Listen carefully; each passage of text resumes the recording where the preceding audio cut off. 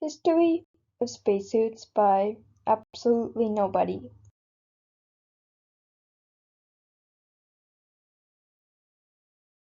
What are spacesuits? Spacesuits are pretty much astronauts' personal rocket ships. They protect the astronauts from the harsh environment of space and provide them with oxygen.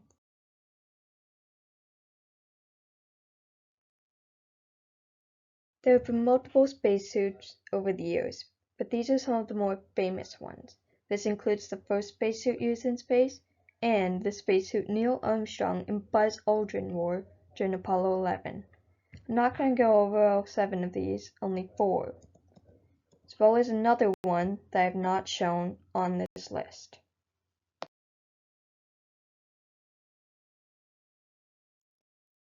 The SK-1 or Scafander Komatechsky No. 1, which when translated into Russian, then back to English, means Spacesuit 1.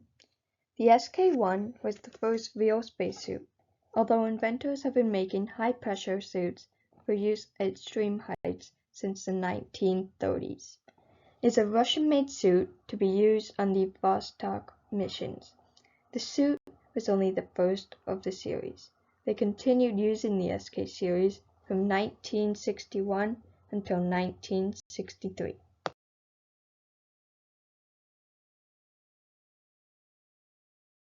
The Apollo/Skylab suit was the first spacesuit worn on the lunar surface. It was created by NASA and had to be much sturdier and provide a longer supply of air than any other suits because of the lunar surface's dust, which was as sharp as glass, and the extreme temperature changes that are experienced while on the moon.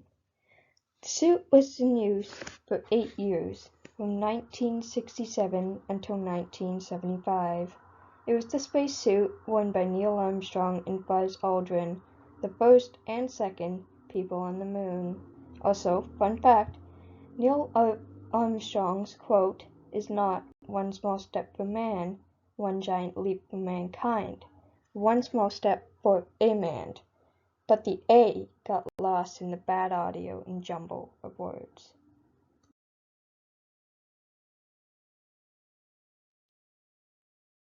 The EMU, or Extravehicular Mobility Unit, is used aboard the International Space Station to perform spacewalks in order to conduct repairs. It was made by NASA in 1969 and is still in use today. The life support of the EMU can last for up to 8 hours, as well as a backup that can last an additional 30 minutes in the case of an emergency. It is used by almost all the nations, but there is also a Russian spacesuit aboard for Russians. The suits have a lot of tools and gear attached to them and weigh about 320 pounds, fully loaded on Earth.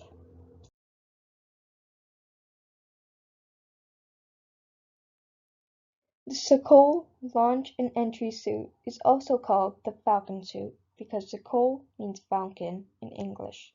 It is a Russian-made suit that is used by all astronauts that fly in the Russian Soyuz rocket, as the suit is specifically made for it.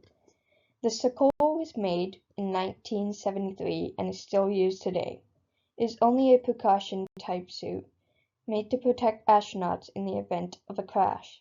The suit is much lighter than the extravehicular mobility suit, weighing only 22 pounds on Earth.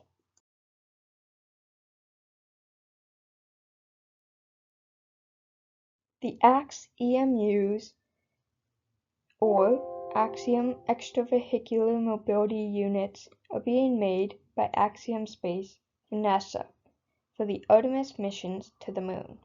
The suits are much more flexible than the Apollo spacesuits and feature a back hatch for the astronauts to get into the suit from. The hatch will be especially useful as astronauts can then get into the suits by themselves, closing the hatch behind them. A few other features include a bigger visor for better vision, integrated lights to light up their area, and cameras that stream by back to NASA headquarters, as well as adjustable boots. The suit is slated to release this year, The suit will be white, not black as seen in the image, to reflect heat while on the moon's surface, so they don't boil alive.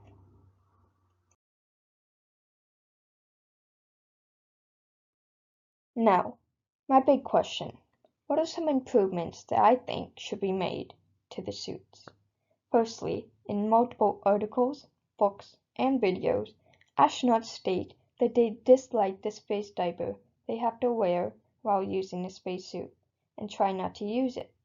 I don't currently have an idea regarding any good replacement, but if NASA spends hundreds of millions of dollars for a single spacesuit, I'm sure they can figure something out. Next, a longer emergency air supply, especially now that we are going to the moon and walking around, away and untethered from a vehicle or module. Something happened to your main air supply and you need to return to the vehicle. It may take a while. 30 minutes just might not cut it. Lastly, spacesuit gloves are decent, but could be better. If the gloves wear down or become rough on the astronaut's fingers, it can hurt. If the gloves are too tight, they can cut off or slow blood pressure to the fingers, and I think the gloves should be sort of stretchy or adjustable and have better padding and joints to allow for softer materials on the astronaut's hands and better mobility. These are just some of the improvements that I think should be made. Goodbye is the end. The end of the world. That's all.